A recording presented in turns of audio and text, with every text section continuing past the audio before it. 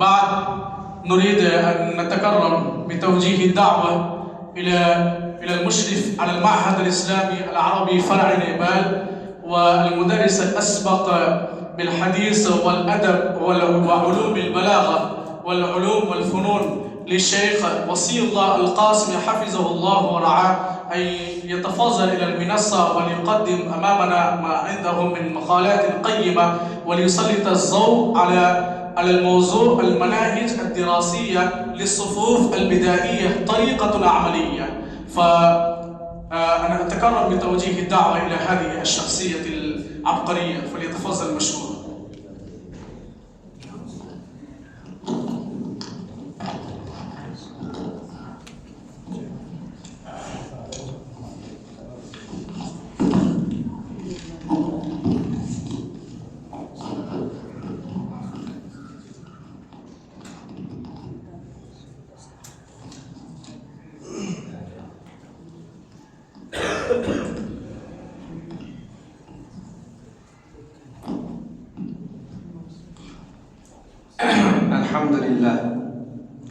الحمد لله رب العالمين، والصلاة والسلام على أشرف الأنبياء والمرسلين وعلى آله وصحبه ومن تبعهم من المؤمنين إلى يوم الدين. أما بعد،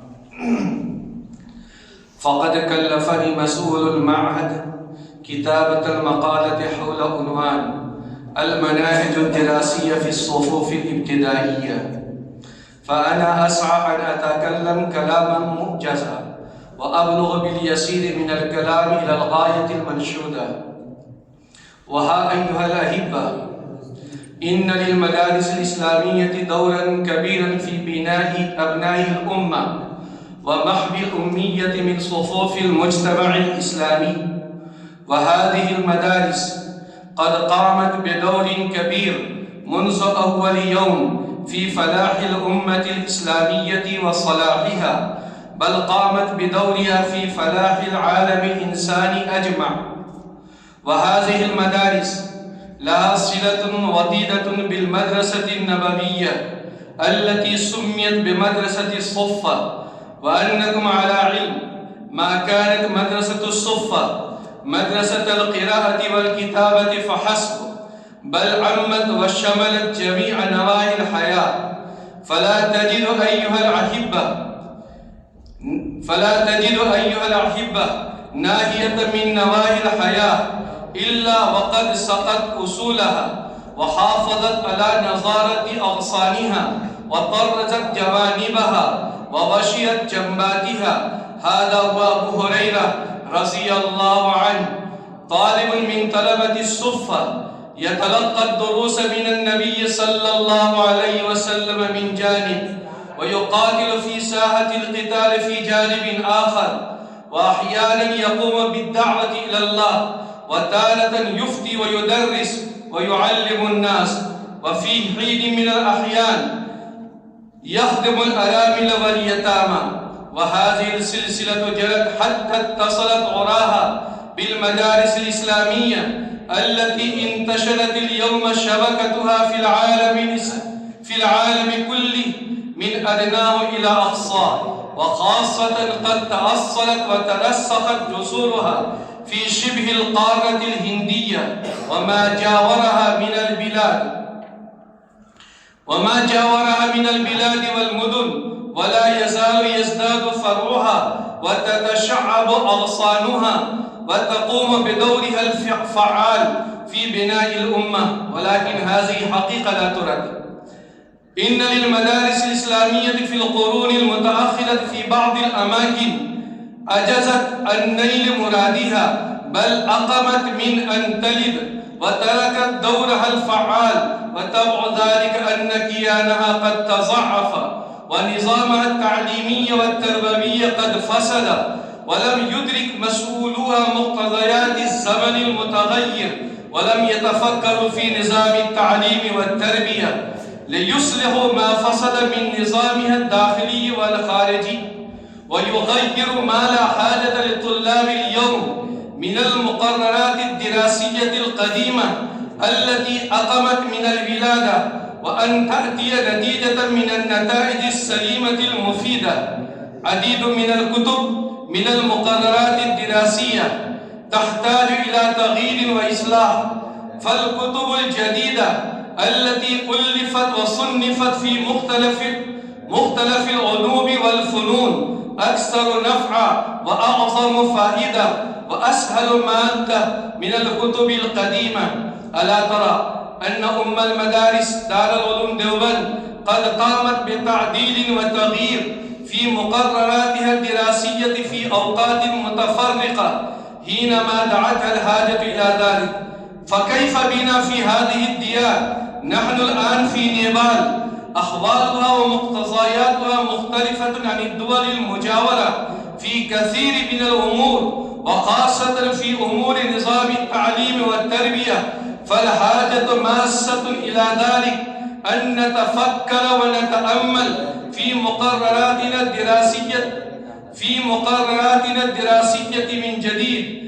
هل هي تصلح أن تسد ضرورات الزمن المعاصر وتنتج نتيجة مفيدة وتساعد في تأهيل الطلاب وتثقيفهم؟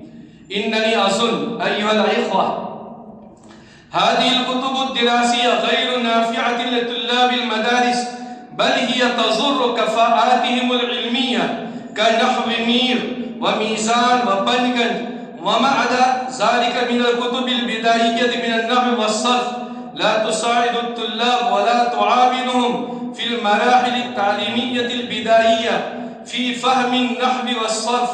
ففي هذه الظروف تشتد الحاجة إلى إعادة النظر إلى ما يدرس ويدرس، يعلم ويتعلم، ليكون النفع أشمل وأكمل. وكذلك الحاجة تمس إلى أن ننظر نظرا عميقا في مناهج التعليم وأساليبه وطريقة السير في إلقاء الدروس، وهذا الأمر مهم جدا لإصلاح برامج التعليم. ولا تصلح برامج التعليم إلا وأن نتخذ خطة سليمة متينة لطريقة السير في إلقاء الدروس وأساليبها. ومن الخطط الهامة لدي أن نزور ونشاهد المدارس المشهورة التي اشتهرت في الأوساط العلمية بتعليمها ونظام تربيتها، ونجتمع بمسؤوليها ونجري الحوار معهم ونتضلع من محاسنها ونتشرب من منهجها ونأخذ منها أساليبها لكي يرتفع مستوى التعليم ويكون الجو جوا علميا ثقافيا، وخلق الطلاب ربانية، وعاداتهم دينية، وتقاليدهم إسلامية. أيها الأحبة، لا بد للاستقرار التعليمي أن نهتم اهتماما بالغا بتعليم النحو والصرف واللغة العربية، وأن نختار أستاذا ماهرا مفكرا مجتهدا يحمل في ذاته شعورا قويا تجاه مسؤولياته، ويفيض قلبه رحمة وشفقة للمستفيدين منه، ويظن أن الله سبحانه وتعالى سيحاسبه على ذلك، ثم يركز عنايته على قواعد النحو والصرف وأمثلة القواعد، ويطبق الأمثلة على القواعد تطبيقا كليا ويفرغها في أذهان الطلاب حتى يطمئن الطلاب وينبسط قلبهم وينشرح صدرهم، ولا يتقدم في الدرس الآتي قبل أن يفهم الطلاب الدرس الجاري. يفرض المعلم على كل طالب أن يحفظ ويستظهر كل قاعدة من قواعد النحو والصرف، ثم يشرح كل قاعدة شرحا بسيطا مفصلا، وكذلك يشرح المصطلحات النحوية والصرف، والصرفية كاسم متمكن وغير متمكن. ما هو اسم متمكن وغير متمكن؟ يشرح المعلم الاسم المتمكن وهو الذي يقدر عليه الإعراب أو يقبل الإعراب، وأما الاسم لغير المتمكن فهو لا يقبل الإعراب أو لا يمكن من نفسه أن يدخل عليه الإعراب. ثم يذكر أمثلة كثيرة تحت القواعد. ويطبق القواعد على الأمثلة تطبيقا كاملا، ولا يترك أي تشويش وتردد في نفوس الطلاب. وأنكم تعلمون أيها الإخوة إن فن الصرف أهم وأدق من النحو. يجب على الأستاذ أن يركز عنايته عليه تركيزا، ويؤكد على تساؤل الصياغ تأكيدا جما، ويطلب الصياغ من الطلاب مرارا وتكرارا، ولا يكتفي المعلم بحفظ الصياغ فقط، كما أن أطفال الكتاتيب القرآنية يحفظون العبارة اللسانية بدون فهم وتدبر. وبالإضافة إلى تعليم النحو والصرف بانضباطهما، تعليم اللغة العربية من الأمور اللازمة، وليس من الممكن القدرة على الكتاب والسنة والمهارة فيهما بدون الكمال في اللغة العربية، لأن اللغة العربية مفتاح الكتاب والسنة ومفتاح العلوم الشرعية، وكتب العلوم الإسلامية ألفت وصنفت في هذه اللغة الكريمة، ومكتبات العالم لحافلة بهذه الكتب. نظرا إلى ذلك يجب على المعلمين في المدارس والمسؤولين والقائمين عليها أن يبذلوا قصارى جهودهم لتعليم اللغة العربية وتكوين الجو العربي على عموم المدرسة.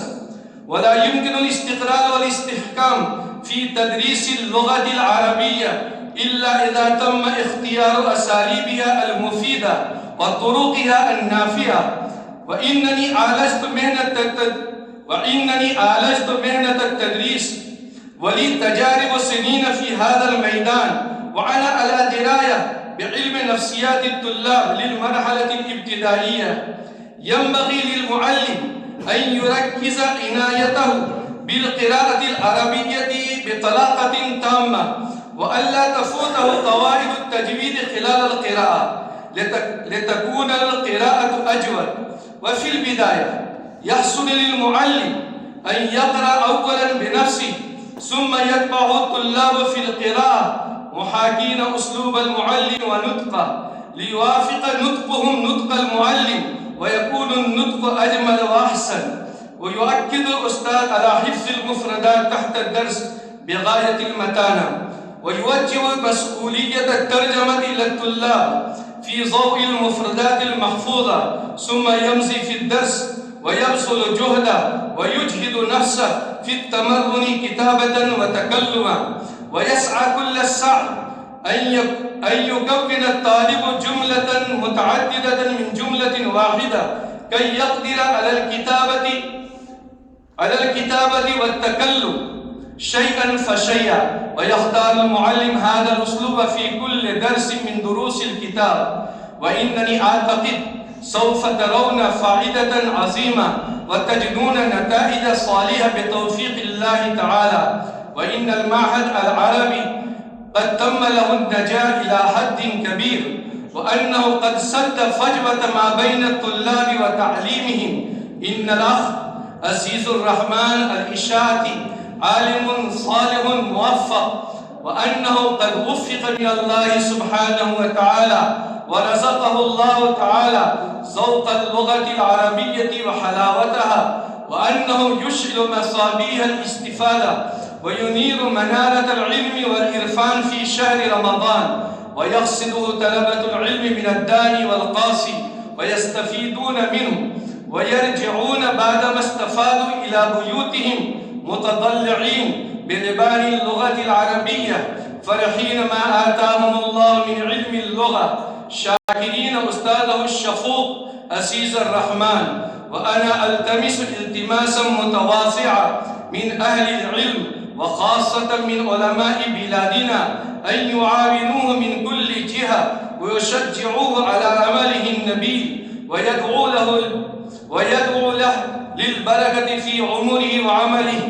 وأكتفي بهذه الكلمات، والسلام عليكم ورحمة الله وبركاته.